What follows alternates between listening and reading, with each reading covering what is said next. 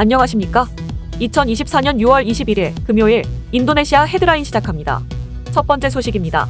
인도네시아 대통령 당선인이 경제성장을 위해 국내 총생산 대비 정부 부채 비율을 50%로 올릴 것이라는 언론 보도에 대해 당선인 측은 그런 계획이 없다며 부인했다고 로이터 통신이 보도했습니다. 프라보워 수비안토 대통령 당선인 측근이자 현 정부 재무부 간 재정 관련 조율을 이끄는 토마스 지완도노는 프라보워가 해당 비율에 대한 어떤 목표를 정하지도 않았고 재정 준칙을 따를 것이라며 이같이 말했습니다.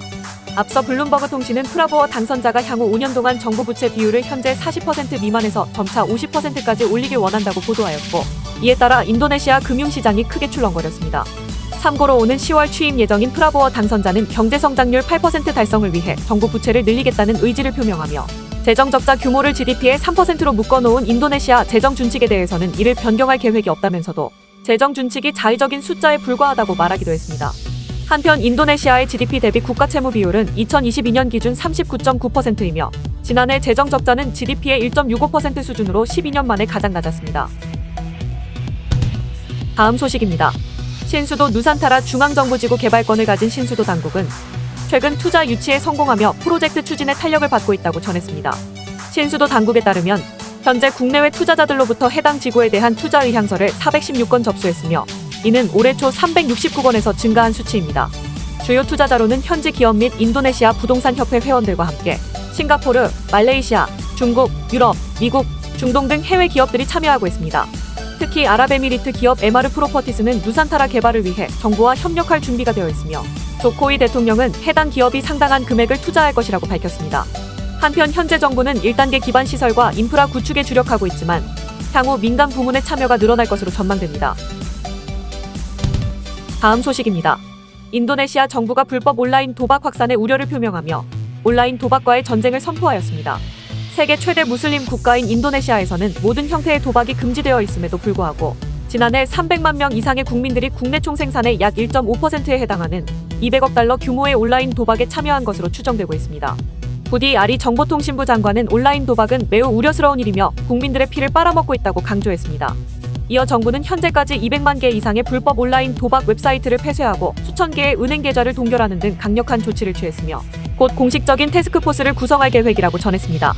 한편 경제학자들은 온라인 도박이 장기적으로 생산성 저하와 빈곤 증가로 이어질 수 있다고 지적하며 이미 일부 지역에서 범죄 증가, 이혼율 상승 등의 문제도 도박 중독과 관련이 있다고 전했습니다.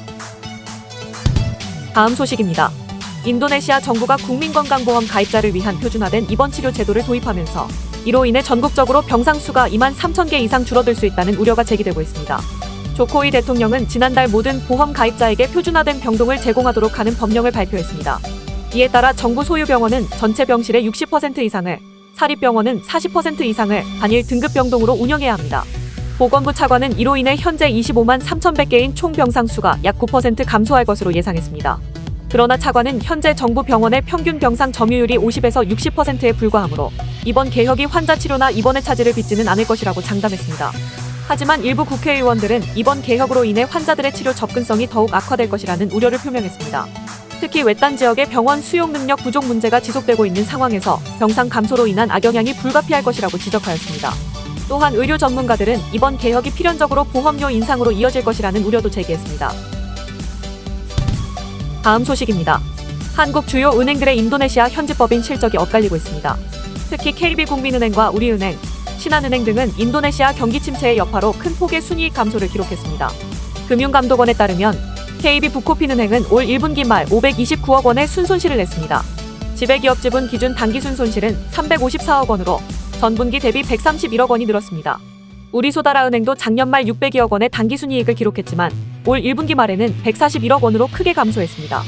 신한인도네시아은행 역시 올 1분기 당기순이익이 73억 원으로 전분기 대비 41.6% 줄었습니다.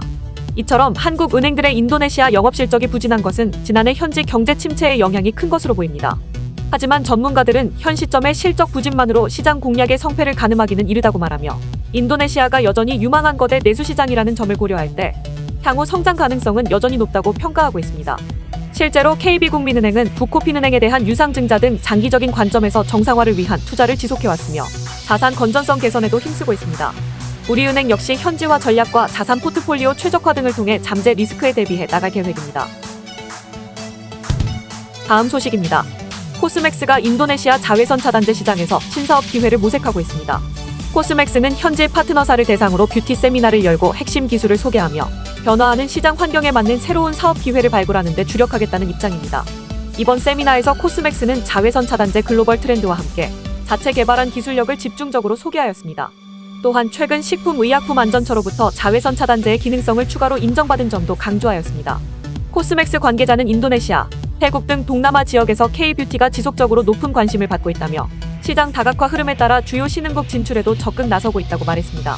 참고로 인도네시아 자외선 차단제 시장은 2028년 2억 4,450만 달러 규모로 전망되며 올해부터 4년간 연평균 7.96%의 성장률을 기록할 것으로 예상되고 있습니다. 다음 소식입니다. 인도네시아의 일부 사립대학들이 마케팅 목적으로 소셜미디어 인플루언서에게 장학금을 지급하면서 논란이 일고 있습니다. 이러한 인플루언서 장학금은 실제 재정 지원이 필요한 학생들에게 장학금이 돌아가지 않는다는 우려를 불러일으키고 있습니다. 인도네시아의 일부 대학들은 인스타그램, 틱톡, 유튜브 등 소셜미디어 플랫폼에서 일정 수 이상의 팔로워를 보유한 학생들에게 장학금을 지급하고 있습니다. 이는 인도네시아인들의 소셜미디어의 친화적인 성향을 활용한 마케팅 전략으로 여겨지고 있습니다. 하지만 교육 관계자들과 학생들 사이에서는 이에 대한 우려와 비판의 목소리가 높습니다.